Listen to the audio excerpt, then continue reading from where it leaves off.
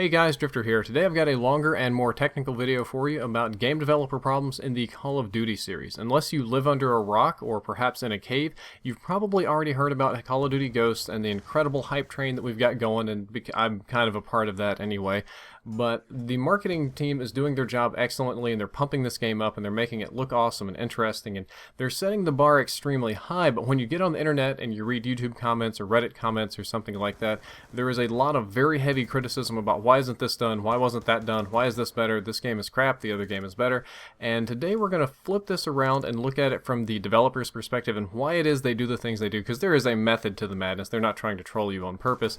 I could do this exact same video for Battlefield or Halo or maybe League of Legends or Minecraft patches or something like that, any sort of game development that I'm familiar with. Unfortunately, I am not as familiar with those games as I am with Call of Duty. I kind of specialize in Call of Duty, though I may do a Battlefield one later this week, and but before that I need to do a video about why I no longer post Battlefield content, but that's an entirely different story for an entirely different time.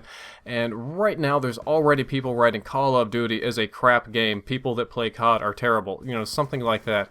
Let's just use our imagination, let's put our imagination cap on and say that based on your ability to write hateful or critical comments on Reddit, YouTube, Tumblr, Twitter, whatever, that somebody out there in the Activision corporate structure has seen you and said, this guy's a genius, he knows everything that's wrong with our game and he's going to fix it, so we're going to hire him and we're going to put him in the head creative role and we're going to let him make the next Call of Duty the best Call of Duty ever. So you, now based on your internet commenting abilities, are the head creative director of Call of Duty whatever. You could have a different title. You could have Mark Rubin's job at Infinity Ward, which is executive producer. He's more or less at the top of the chain making Infinity Ward games. Or you could totally replace Vonderhaar. Yeah, this guy, lead developer / community manager, nerfing guy. You can totally they could fire him. You now have Vonderhaar's job. You get to tell everybody what to do, and you get to make the next Call of Duty game the best one ever, right? I mean, you've got 2 years and a huge budget. That's easy, no problems, right?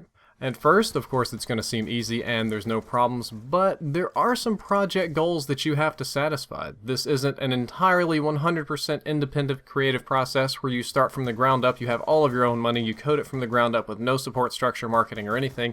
Inside of a big company, it's going to come down from the top all the way down, CEO, VP, marketing director, executive director, whatever, and they're going to get down and they're going to give you some project goals that you have to satisfy. And this is your job. Not only can you be fired from this job, but choosing not to satisfy these or cutting profits in order for quality, you're getting into some murky kind of areas because it's a publicly traded company in most cases, or even in privately traded companies there are some sort of partnership structure, so you're not allowed to do anything that could harm the profit structure of the company. So the first rule is we're not going to harm profits. Not only are you going to make the best Call of Duty game ever made, but because it's the best, it's going to be the most profitable. Well, that sounds kind of easy, so let's move on to next. What could be so bad? Not only that, but you do work in an office of other human beings. You can't do all the art and coding yourself, so you've got at least 100 people underneath you that are entirely dependent on your creative drive to keep them employed for the next game cycle. So if your game fails, that means 100 people that used to be your friends are now unemployed and their children can't afford to go to college and they're very mad at you. That's not a situation that you want to be in. So based on being safe for your employees, the directives that are coming from above, from the top down for your game, and some of the other things that are required to make a game profitable, you have a list of restrictions on your creatability or goals that you have to meet to design a game, and all of these ultimately deride the gaming experience and make the game lesser than it could be in order to make it a sustainable project. Let's start with the first and most obvious project goal, and that's that it absolutely has to run on all consoles. For a big budget game, you have to have a lot of sales in order to recoup your development costs. So the best way to do that is to make sure that it's cross-platform and available on every platform. This year, that means not only does it need to run on the PlayStation 4 and the Xbox One around Christmas time, but it's also going to have to run on the Xbox 360 and PlayStation 3 for those of us that won't be upgrading on that time. Not only this, but you have a PC crowd. They're usually about 5, 10, 15% of any given cross-platform game. You don't want to piss them off because they're very verbose on the internet. They're a very loud group. So we need to have a PC version. Ideally, this PC version should work. And just when you think you're done, don't forget that the Wii U also counts as a next-generation console. So you need to program and develop the game for Wii U as well, or make it at least some form of Wii U compatibility. And this is a very frustrating thing. So that would be 5 total consoles. We're not going to count the DS or the PS Vita or all these other sort of crazy mobile versions versions. That could be 5 different architectures, usually 2 or 3 different architectures, multiple sets of hardware, multiple types of networks. We have different controller inputs you have to program for, and you have a lack of optimization. If a game were built for usually, let's say, one console or PC, or one console and PC, you can optimize it. And I'll use Titanfall as the example here. They have Xbox One and PC. Those are going to run pretty similarly, or we could use Minecraft or DayZ or PlanetSide or something. Those games only run on PC. I think PlanetSide might be going to PlayStation 4 at a point, but right now they only run on PC, so they only need to be optimized to run on a PC environment. And it's difficult to optimize for a PC because a PC could be, you know, a couple 100,000 different configurations of multiple pieces of hardware, and it all has to jive together. It's very hard to do this cross-platform because not only you got to get your PC, but it has to work on the PlayStation, Xbox, and this kind of erodes your development talent and spends time what could be putting it optimizing the game, making it absolutely beautiful on the PS4, just making sure that it works on the Wii U. You have to trade off your resources in order to meet this goal, and ultimately it makes the game a lesser game. Restriction number 2 is that it must feel similar to previous Call of Duty games.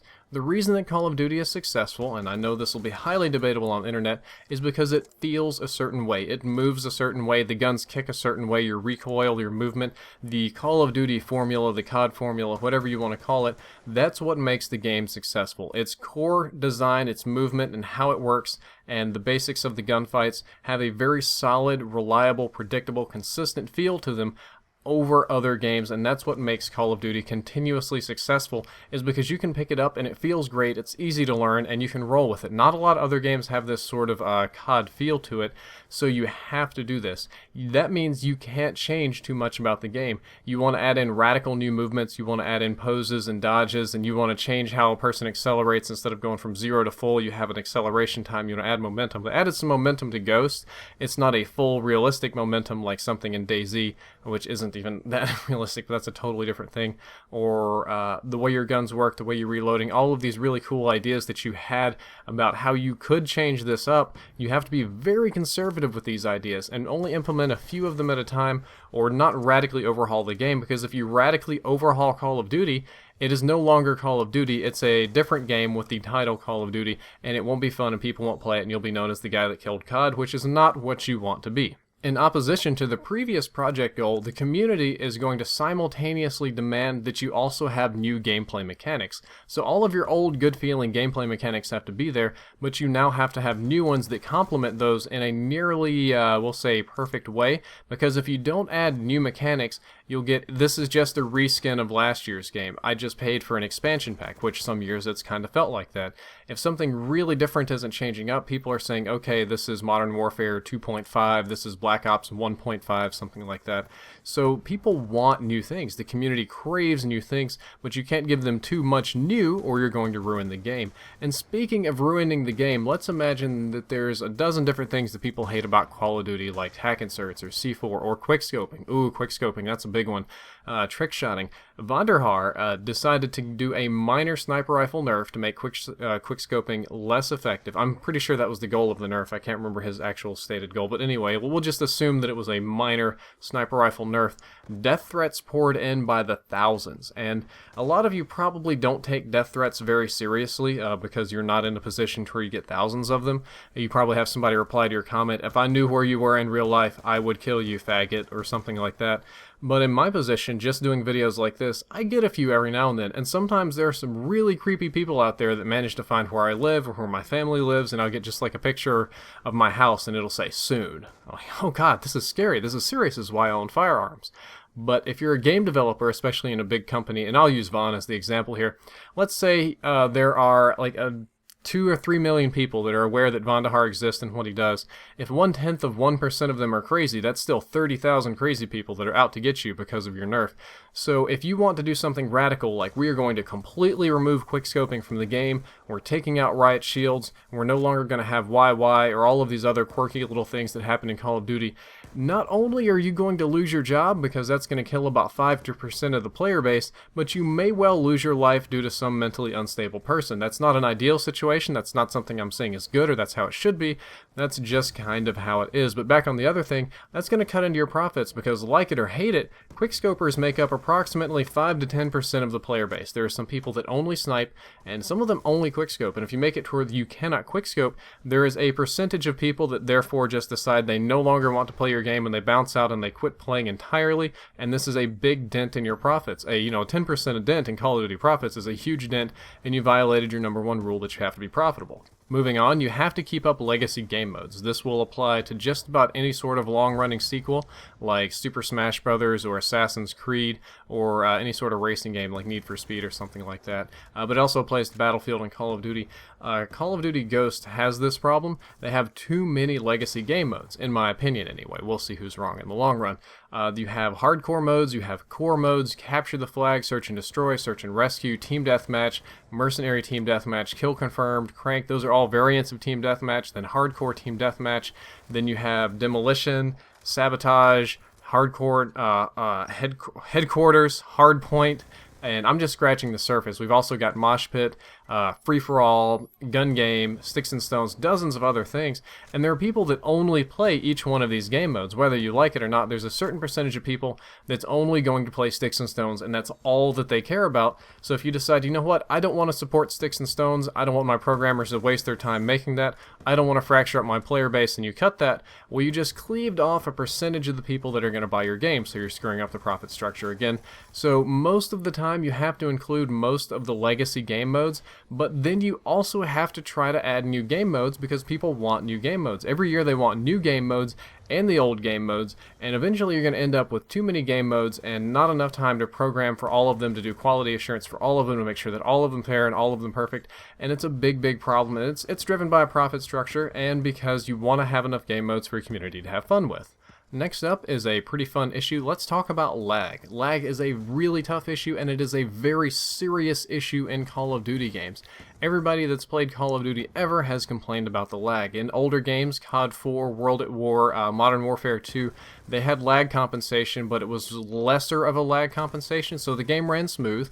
But when it did lag, when you did have a bad host, it was brutal, and you were on ice skates, and you'd reload 3 times, and the whole game would crash, and it was terrible. So for the newer games, they decided to change the lag compensating formula to where you wouldn't notice it as much. It wasn't obvious when the game was lagging, but you would get crazy things like bullets not counting or insta-deaths on your part or hit markers for days. And I experienced some of this in Modern Warfare 3. Modern Warfare 3 lagged for me. Black Ops 1 and 2 did not. There are other people that have the exact opposite experience, and they loved Modern Warfare 3 because for them, for whatever their connection was, it was optimized and it ran great for them. But Black Ops was, I usually hear the word choppy when applied to Black Ops. Like, it was choppy, it was inconsistent, something wasn't right about it. And I actually watched J-Hub stream the other day on Black Ops 2, and it was terribly laggy. Now, on my personal experience with Black Ops 2, it's been one of the least laggy Call of Duty games since Modern Warfare 2. And just by saying that, I know some of you are furious, but that's on my end, on my connection. Everybody's got a different connection. On J-Hub's connection, whatever he's got, I watched him play. It was terrible. It would drive me crazy doing that. But lag is a huge issue, and it's going to be. There's no magic, like, lag off button. There's no, easy lag switch, or there's no Vonderhaar removes one line of code and it's gone. It's a very complicated issue, and it's created by our network because we have people that want to play in Istanbul with people in France, and then their American friend, and they get together, and the signal's going literally all over the world, and you get latency and delay. But not only that, but the consumer is usually not particularly educated about what causes lag or how to combat it. And when I talk to people online, they complain about lag. I try to help. And it's like, okay, what kind of internet do you have? Linksys? Oh boy. What kind of internet do you have? It comes in through the wall. I have wired internet. Or I've had people send me private messages saying they play off their phones. So let's run through a quick breakdown of what can possibly cause lag on your version of Call of Duty game. There are going to be huge people playing on substandard internet connections like 512K that just hit that barely minimum DSL that lets you play online. There are lots of people that live in rural places in the United States or around the country to where there is no wired internet. and they get fooled by marketing campaigns, and they pay and buy for satellite internet, which natively has a ping of like 250 milliseconds, and they will sit down and play on satellite internet, which is a terrible idea. I know people that put their phone on 4G mobile hotspots and hook the Xbox up to the phone and play on their 4G phone internet. Again, that's just like satellite. It has to go to space and back, or to a tower and back. Terrible idea. Huge, crazy amounts of lag, not only for you, but for the other people in the game. In college, I knew a guy, he stole Wi-Fi from the university or from his neighbors, or people would like hook up to the Starbucks across the street to get free Wi-Fi, so you got big latency on that Wi-Fi. College dorm rooms, you have shared connections for the whole building. College is a big gaming crowd. Some college dorms have throttled connections, some have, tons of routers to go through, which can screw stuff up. Big apartment complexes will do this too. You'll, oh, it comes with cable and internet. This is awesome. Oh wait, I'm sharing my internet with 50 other people that are also playing video games or downloading porn or something. This is a big problem. A lot of people are going to be playing wirelessly and won't really have a great connection to their Wi-Fi because they don't understand that the further away they are, the weaker the signal, the more latency you get. Also, you have an ISP problem. ISPs will throttle gamers, they'll throttle streamers. Some ISPs misreport their location. This happened to me in Mississippi. I was in Mississippi, but my ISP would always report it as being in Alabama or something, so that changes up the geographical matchmaking of where they're trying to match me with stuff, and playing around the world. There are dozens, hundreds of problems that can go wrong with internet and lag and matchmaking, but the crux of this, the point of me saying all this is, if in any one of these things happen, 99% of the customers that have a laggy game, that's your fault. You made your crappy game. Your next Call of Duty that was supposed to be awesome and have no version of lag compensating factors and be perfect and lag free, well, your game is crappy because it lags for me because I'm playing in my 4G mobile hotspot and my phone is upstairs and I'm playing downstairs on a wireless Xbox. It's not my fault that I don't understand technology. It's your fault because your game is crappy. And that happens. Let's take a step away from the lag because we could rant about all that, and let's talk about the weapons and the gear, because that's a big part of new shooters or new games or free-to-play games. You gotta have a lot of good gear, a lot of things to unlock, a lot of weapons, a lot of attachments, a lot of characters, a lot of skins or clothing or hats or glasses or whatever it is that you have to unlock. But we'll stick away from the aesthetic ones and move to the gameplay affecting ones. For Call of Duty, we're gonna say that's like 40-ish weapons. If you're doing Battlefield, it might be closer to 60 or 70. These weapons need to be both new and familiar, because some players love it when their old favorite gun comes back. I know I do. And also people want to try new guns, not only new in look, but new in function and new in gameplay mechanics. And it has to be balanced. That's a big deal in any multiplayer game, is it has to be very well balanced. And this is very difficult to do. If you have 40 different weapons, you have to make 40 different unique but balanced items. Then you need to make 7 to 10 attachments to each that do various things, and make sure that none of the several thousand of combinations of attachments, perks, weapons, whatever are overpowered or could be abused. Because one overpowered weapon, one overpowered character, overpowered perk, overpowered accessory, whatever, can totally ruin your game. And if you don't believe me, you only need to go back to Modern Warfare 2 and try to play Ground War, and you're just going to get one-man army noob-tubed into oblivion. Very, very brutal. On the topic of guns, there's another issue with guns you need to be aware of. In any shooting game ever, fans want real guns. There are a lot of military people that play the game, a lot of gun nuts, a lot of people that are just really enthusiastic about the weapons, or they want a realistic experience. So they want really real weapons. So as a game developer, you want to get as many real or real-looking guns as possible, and you want to go out and get the names to use guns. Now, a person that manufactures a gun also owns the license to the name and to the brand. So Remington, Bushmaster, FN, Fabrique Nationale, or FN, you can't just say I have an FN57 and put that in the game, because that's a violation of their trademark. You have to go to, I think it's Belgium where they're manufactured, and you have to sit down and have a meeting and negotiate the price to purchase to use the FN57 and use the FN name on it in the game. And then once you've done this, you've made your gun people really happy. But then the bad side is you get bad PR, because here are these people making video games, you know, largely for young people, and you're going to get some lawsuits saying that you advertised using weapons to children, or that you're advertising weapons to children. So this is not, this is a give and take. This is a mixed deal, because you have to budget for real weapons, you have to have real weapons, you have to have imaginary weapons, but you can't also endanger the children, so you're in a lot of bad situations here at once. Alright, we're getting near the end. Let's add one more requirement. In real life, you would probably have about 100 of these, but for the sake of one YouTube video that's 20-30 minutes long, we'll just add this last requirement. about 20 million people are going to play your game, because we're assuming this is a AAA title. We're going to assume it's Call of Duty, it's Battlefield, it's Assassin's Creed, it's something big that we're working on here. They might not necessarily buy your game, but they'll play it at a friend's house, they'll play it in GameStop, they'll check it out, they'll be familiar with it. So a ton of people will buy your game, they will play it, they will borrow it, they will experience your game in some manner, and many of them will try to find ways to cheat. This is human nature. Humans always try to find a way to cheat, how to hack, how to glitch, how to play unfairly, how to get the advantage over the other person. This is just what we do as humans. It's competitive. That's how we're taught, how we're raised, and how it works. And you have a staff of like 4 to 5 QA guys. In a big department, you might have one quality assurance boss, and then 2 sort of sub-engineers or programmers, and then 5 or 6 other guys that actually play the game all day, game testers, which is a kind of like one step above minimum wage kind of job. It's not like a really high-end glamorous job. They walk around on the map 1 inch at a time and try every action in every second, try to break the game as much as possible. It's actually very monotonous and boring, but that's, let's say, at most 6-7 people. But then 20-30 million are going to play your game. Who do you think is going to find more bugs? The 4 guys trying really hard all day, or the 20 million people? The 20 million people are going to find your bugs. Any game that you build is going to have flaws, it's going to have bugs, it's going to have glitches. There's nothing you can do about it. There's no perfect game.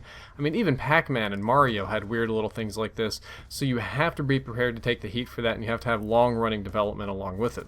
That marks the end of our development rant. As you can see, if you had taken this job and replaced Vaughn or Mark Rubin or both of them, and you were like the COD czar, it would come with a lot of restrictions. It would be a difficult thing of give and take. Anybody that's had to work on a design project, if you've had to build an engine, if you've had to construct a house, if you've had to do a piece of art or write a piece of code for mass consumption, not necessarily just for yourself, and oftentimes even just for yourself, there's a lot of give and take. You can't have everything at once. You don't have unlimited time, unlimited budget, unlimited satisfaction with other people, and this whole video seems extremely defensive of COD. Like, Drifter really loves COD. He's really kissing ass here. He really likes these people, and it works that way. That's how it looks, but that's not how I feel. I feel that the game has lots of problems with it. I talk about the problems all the time on the channel. There are lots of things that if I did have those jobs, I would have made different decisions. I would have made differently.